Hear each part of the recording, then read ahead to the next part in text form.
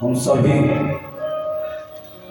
भगवान की लीलाओं का आनंद संकट मोचन हनुमान जी महाराज के मंदिर में नृत्य भक्ति ले रहे हैं। आज षष्ठम दिवस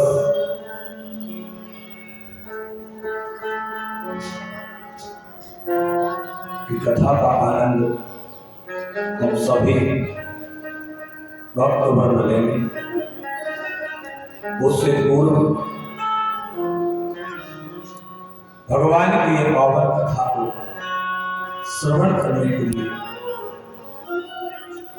भगवान के नाम का संकीर्तन करते हुए मेरे साथ में आप सब लोग गुनगुनाइए, क्योंकि भगवान का पावन नाम लिए बिना भगवान की कथा हृदय में बैठती नहीं।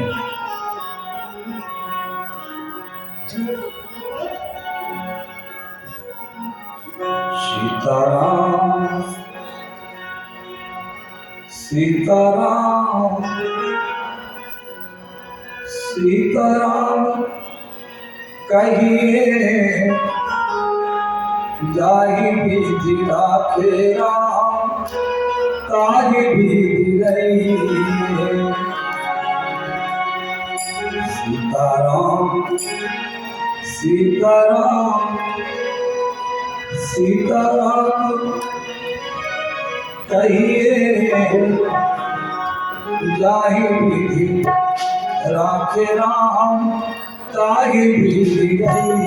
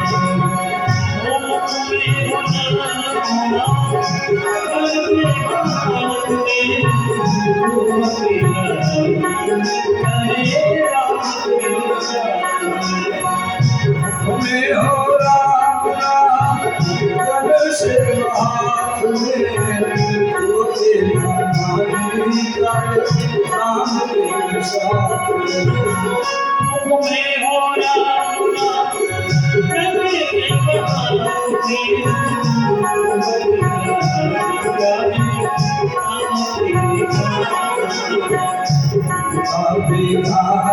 हाथ हरि राम सही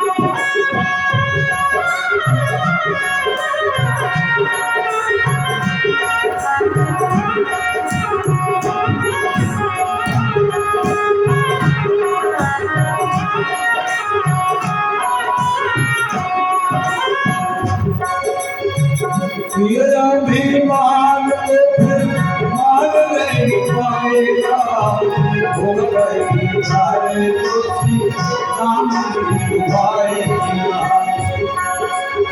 मान लो भी मान नहीं पाएगा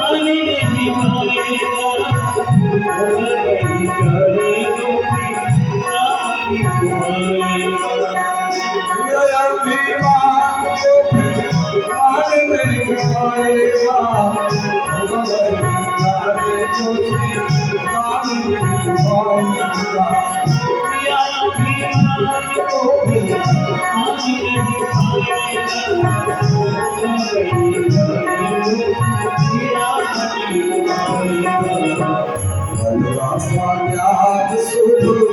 काम करते रहिए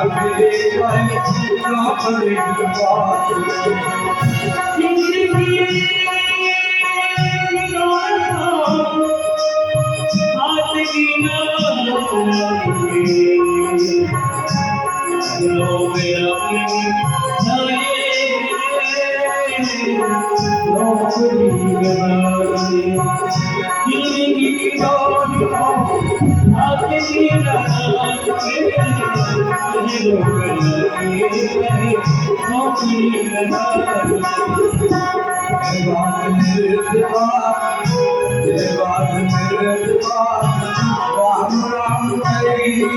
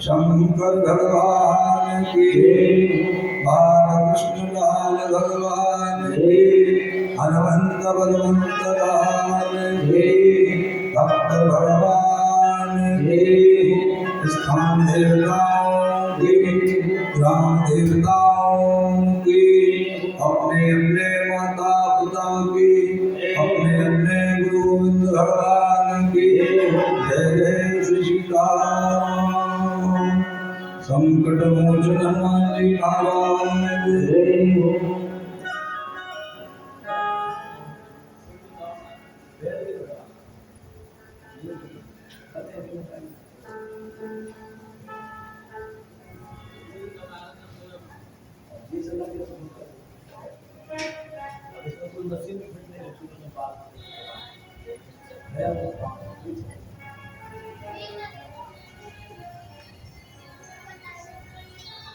परम मंगल में भगवान श्री राघवेंद्र सरकार की बांगवे प्रतिमूर्ति के रूप में आज सभी भक्तवृंद कथा को श्रवण करने के लिए एकत्रित हुए हैं।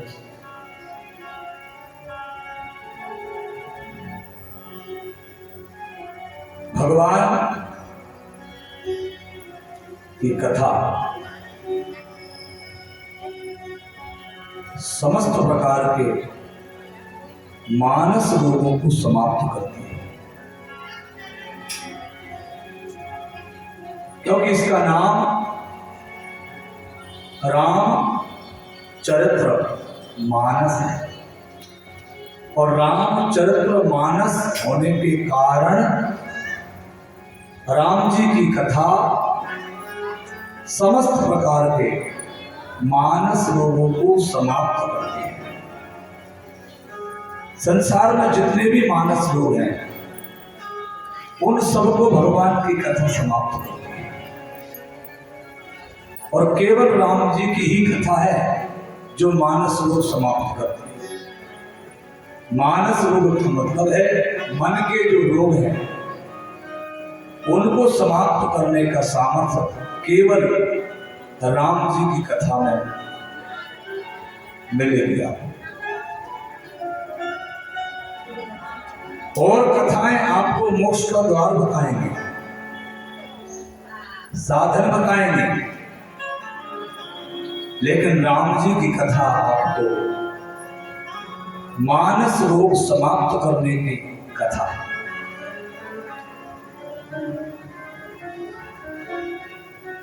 अमी अमूर अमय चूरन चार,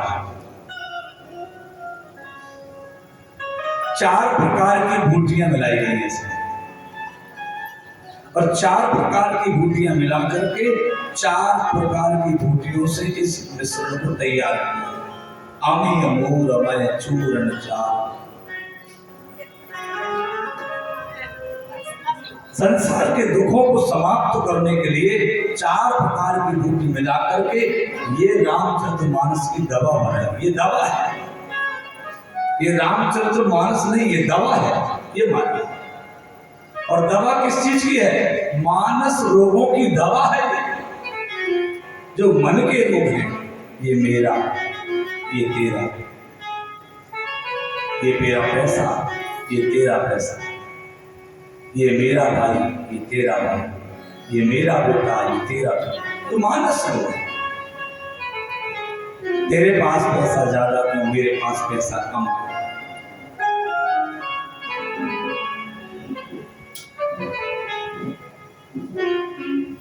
मैं इसका मानस रोग का आपको पूरा ट्रीटमेंट है, पूरा वो बनाकर देता हूँ पर्चा, कैसे मानस रोग।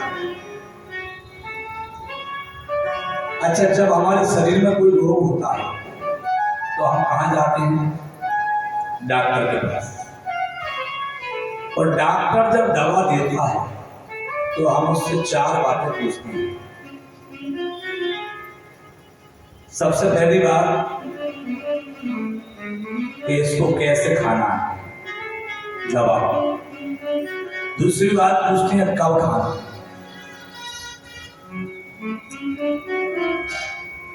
तीसरी बात पूछते हैं कि इससे फायदा क्या होगा। चौथी बात पूछते हैं कि पता कैसे लगेगा कि हम ठीक हो गए।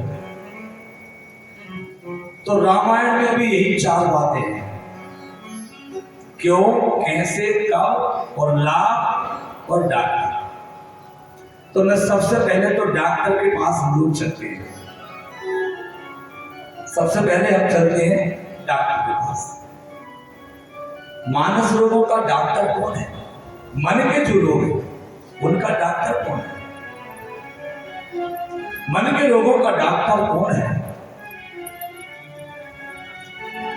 सद्गुरु ज्ञान विराग जोग के विबुध वैद भव भीम रोग के। ये वैद कौन है? सद्गुरु ज्ञान विराग जोग के। सद्गुरु आपका डॉक्टर है।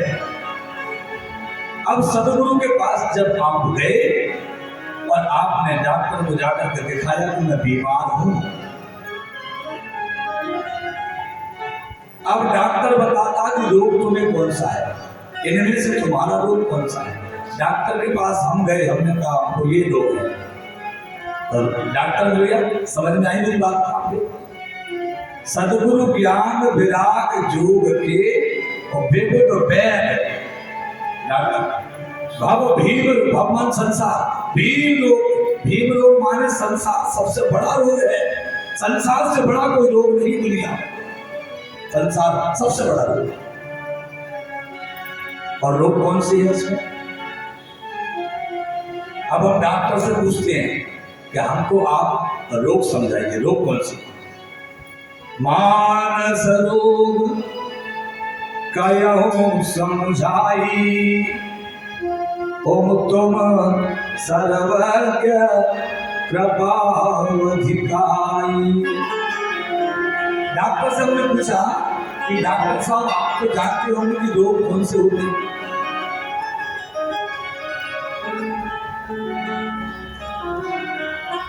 तो मरीज पूछता मुझे रोग कौन सा है। बोले रोग पैदा कैसे होते हैं? बोले रोग पैदा, मानस रोग पैदा होते हैं विषय से। विषय के कारण मानस रोग पैदा होते हैं और दूसरा कोई कारण नहीं। शरीर में फोड़े फुंसी शरीर के विकार के कारण, लेकिन हमारे मन के विकार के कारण हमारे मन के रोग पैदा होते हैं। कौन सा? सो तनु धारे हरि भजहि न जेन हो ये विसर रत मंद मंद तन। धीरे धीरे विषय रोग में फंसते जाते हैं और फिर आपको जो है रोग हो जाते हैं। मतलब हमने परहेज नहीं किया मानस रोगों का।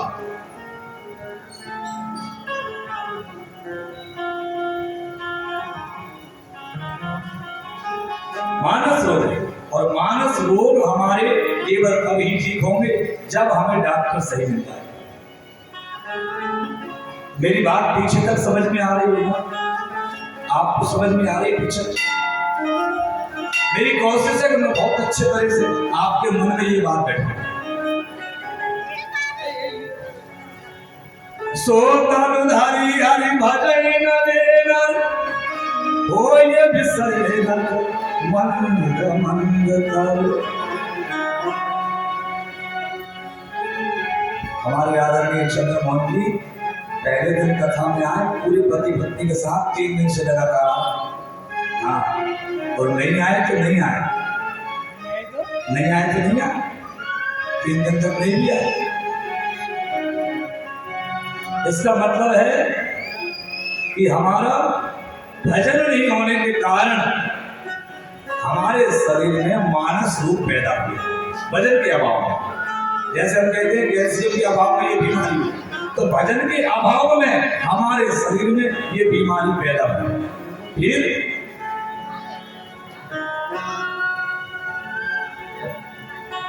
आनंद कर दिया। आज हमारा मन कर रहा है एक माला आपको पहना दूं।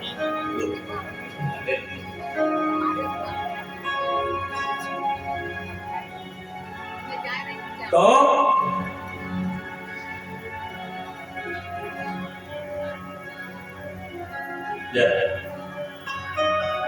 हमारी मैया हमको कुछ लाइन है उसमें, और क्या हमारी माँ बहुत प्रेम करती है, पीछे रोज कुछ ना कुछ लाती है। चलिए हम कथा में लौटते हैं वापस। बहुत जिम्मेदारी की कथा, बहुत अच्छे समझेंगे आप लोग। अब पूछा बोले रोग क्या है? कि नहीं दरिद्र सम दुख जग माही, संत मिलन सम सुख जग माही। दरिद्र के बराबर कोई दुख नहीं है। दरिद्रता, दरिद्रता का एक बात बता दूं मैं आपको, दरिद्रता को आप गरीबी ना समझें। दरिद्रता का मतलब है कि जीवन में इच्छाओं का अधिक होना। यानी हमारे पास पैदल चलते हैं तो हम सोचते हैं साइकिल मिल जाए, साइकिल मिल गई बोले मोटरसाइकिल मिले, मोटरसाइकिल मिल गई अब कार मिले, कार मिल गई बोले अब हवाई जहाज। यानी उत्तरोत्तर हमारे मन में इच्छाएं बढ़ती जाना, ये सबसे बड़ा दरिद्रता होना माना गया है। लेकिन ये सब कब खत्म होगा, कब समाप्त हो जाएगा? संतों के साथ बैठने से ये समाप्त होगा, गरीबी का बीमारी। फिर दूसरा बोले ये क्यों होता है? कि मोह सकल व्याधि करम, सारी बीमारियों का जड़ मोह है। मोह का मतलब है कि परिवार के प्रति ये आसक्ति, और कमा कर दूं, और कमा कर दूं, और कमा कर दूं। मेरे मरने के बाद जो है 10, 20, 50 साल तक मेरा नुकता भी मेरे पैसे से ही होता रहे। मैं मर जाऊं उसके बाद भी मेरा नुकता मेरे पैसे से होता। तो मोह जो होता है ये विकार है, ये शरीर में बीमारी पैदा करने वाली चीज है मोह। मोह सकल व्याधि कर्म मूला, मूला माने जड़। जड़ क्या है? मानस रोग की जड़ केवल मोह। मोह के कारण हमको सारी बीमारियां होती हैं। और मोह समाप्त हो गया, जैसे हम हैं, ना हमारे पत्नी है, ना बच्चे हैं, ना कोई, हमें ना कोई चिंता ना फिक्र, ना हमारे पास फोन आता कब आओ पहुंच गए क्या, ना हमारे पास ये फोन आता कि चिंटू बीमार है, बिट्टू बीमार, ना हमारे पास ये फोन आता कि इसकी किताबें फट गई, किताब कुछ नहीं। घर से आते हैं कुटी से तो ताला भी खुला छोड़कर आते हैं, जिसको चाहिए ले जाओ, कोई दिक्कत नहीं, ले जाओ। मोह, जब तक जीवन में मोह है आप जो है कभी सुखी नहीं हो सकते। जिसको मोह है वो सुखी नहीं हो सकता।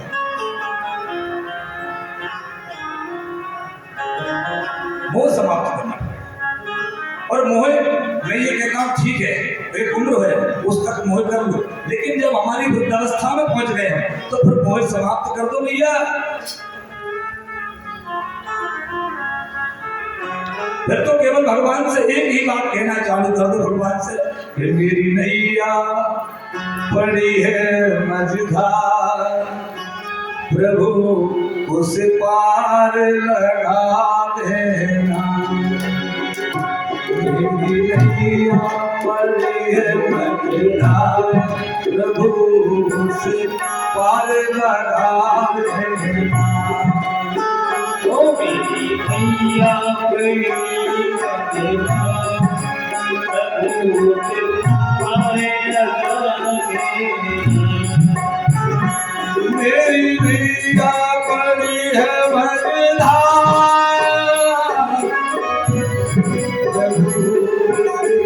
पार लगा देना। मेरी नैया पड़ी मझधार, पार लगा देना। पड़ी मझधार, प्रभु उसे पार लगा देना। नैया पड़ी मझधार, प्रभु उसे पार लगा देना। तेरे महाराज पूरी निगरा, तेरी महाराज पूरी निगरा, प्रभु उसे पार लगा देना। तेरी माया प्रभु गिरेगा, प्रभु के पार लगा देना। नैया पड़ी मझधार, प्रभु के पार लगा देना।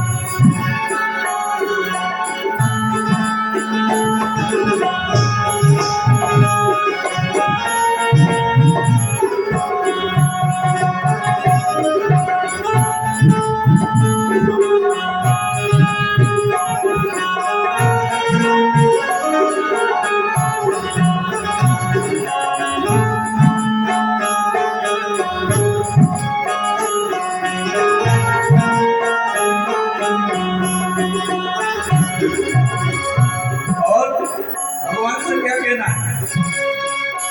मेरी नावली है रानी, राजा ने डोर लगा।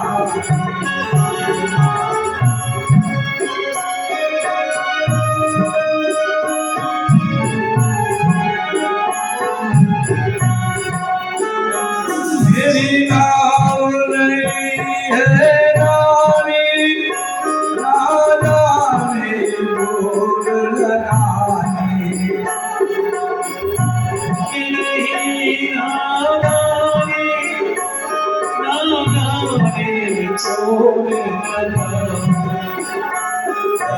डूब न जाए मझधार, डूब न जाए मझधार, प्रभु इसे पार लगा देना। डूब न जाए मझधार, प्रभु इसे पार लगा देना। मेरी नैया पड़ी है मझधार, प्रभु इसे पार लगा देना। ओ मेरी नैया पड़ी मझधार, प्रभु उसे पार लगा देना।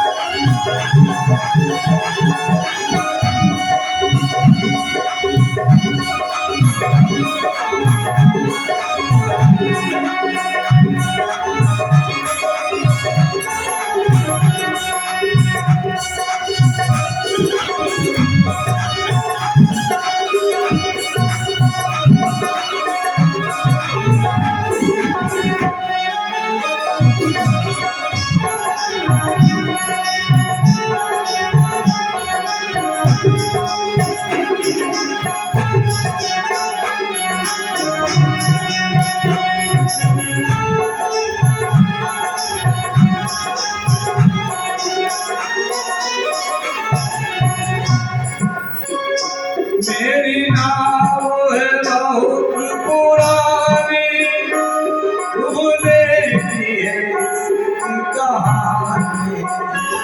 मेरी नावे है बहुत पुरानी, गोविंद की है इसकी कहानी।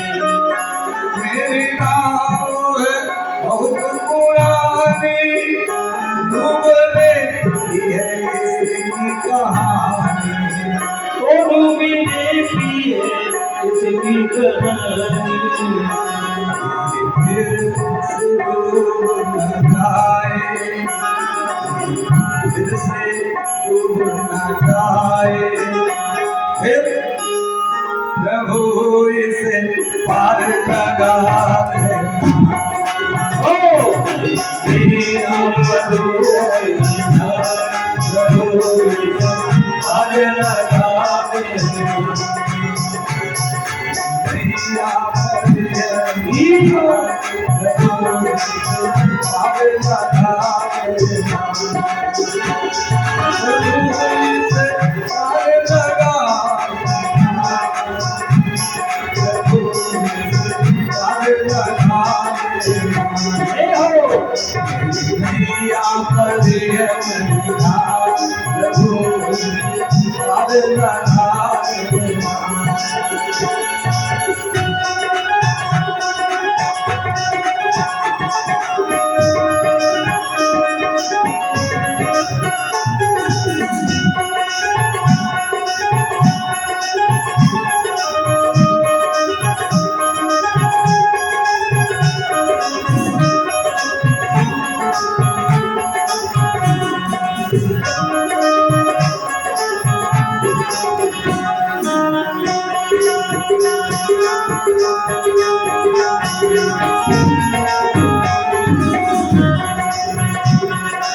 मैया बड़ी मजेदार प्रभु इसे पार लगा दे। प्रभु इसे पार लगा दे। प्रभु इसे पार लगा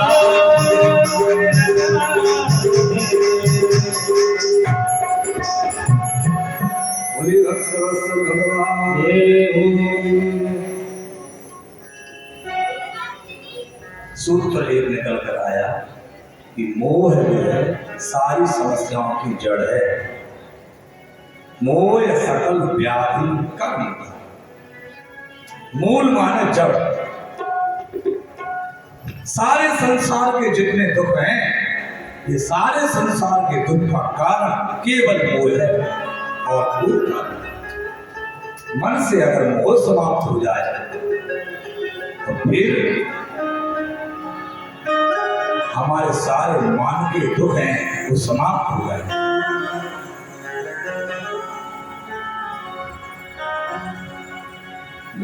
आइए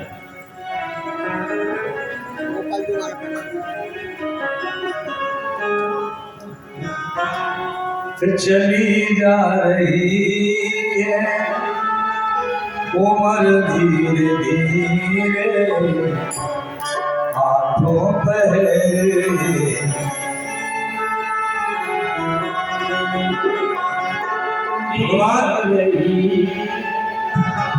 उम्र धीरे धीरे हाथों पहले उम्र धीरे चली जा रही है उम्र धीरे धीरे, हाथों पहले उम्र धीरे धीरे।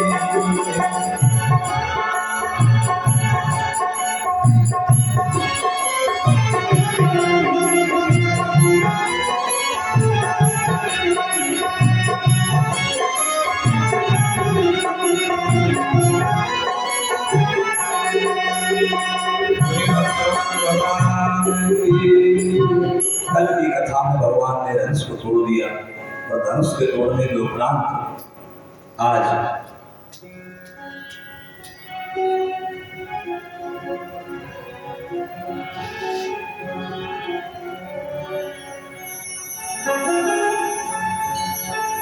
हमारे बाबूजी बहुत भाव से कथा सुनते हैं।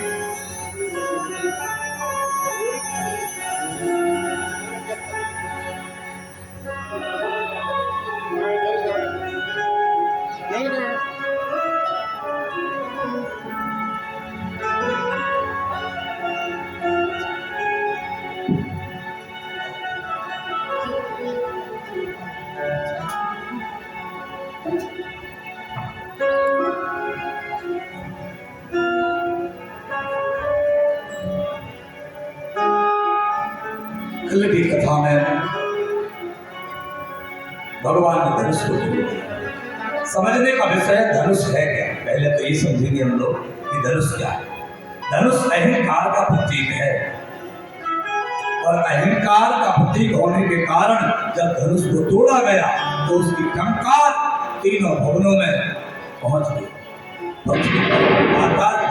आकाश तीनों लोकों में उसकी टंकार पहुंची। और जब टंकार पहुंची तो भगवान श्री परशुराम जी जो है उनके कान में यह बात जब पहुंची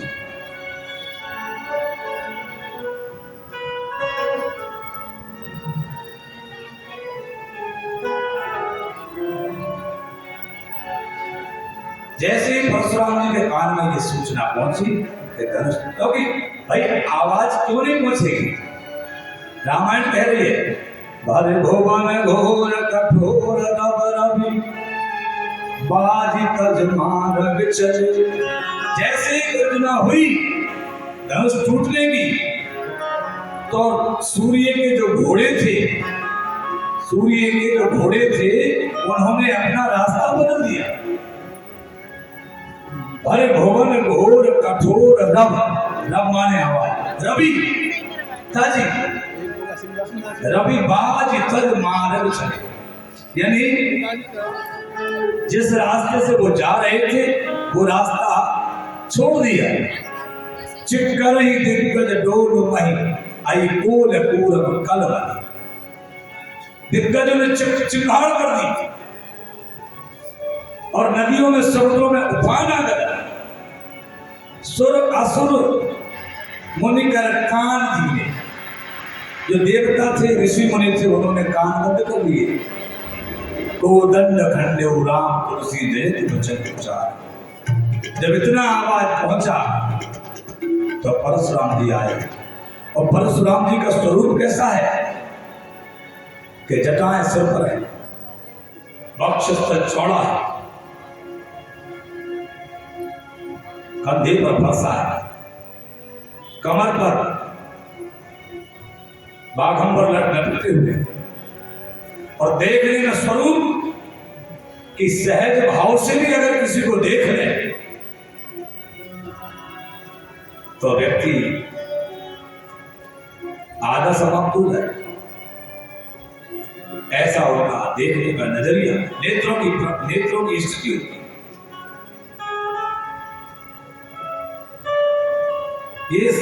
ये ब्राह्मण का तेज है।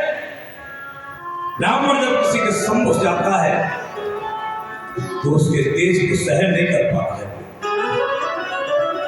और जब कोई सहन नहीं कर पाता है तो ब्राह्मण के सामने अपने आप उसका शरीर झुक जाता है। क्योंकि ब्राह्मण के अंदर ब्रह्म का तेज होता है। ब्राह्मण तप करे ना करे, भजन करे ना करे, कुछ भी ना करे, तब भी उसके भीतर जो है ब्रह्म का तेज विराजमान रहता है। उस ब्रह्म के तेज के कारण समाज में उसके चेहरे पर सूर्य जैसा कांति रहती है।